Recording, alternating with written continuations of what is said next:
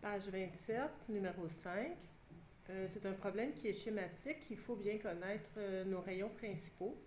Alors, si on commence avec euh, à l'extrémité la plus haute de l'objet, on part un rayon incident, ça va vers le miroir, parallèle à l'axe principal.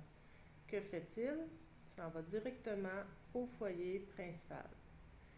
Deuxièmement, si on prend celui qui est directement par le foyer principal,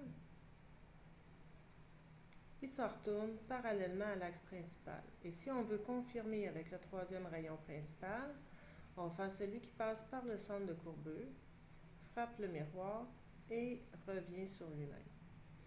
On peut remarquer que l'endroit où les rayons se croisent, c'est ici. On va trouver une image réelle, réelle, renversée, et c'est bien évident qu'elle est plus petite que l'objet. Maintenant, comment faire pour les mesurer? Il faudrait, si on a bien fait nos traits, prendre notre règle parce qu'il nous demande de le faire schématiquement. Alors, avec la règle, on va mesurer ça, puis il faut bien tenir compte de l'échelle qui nous est donnée, 1 pour 2. Alors, en mesurant ici la hauteur de l'image avec notre règle, moi, ça me donnait 0,7 cm.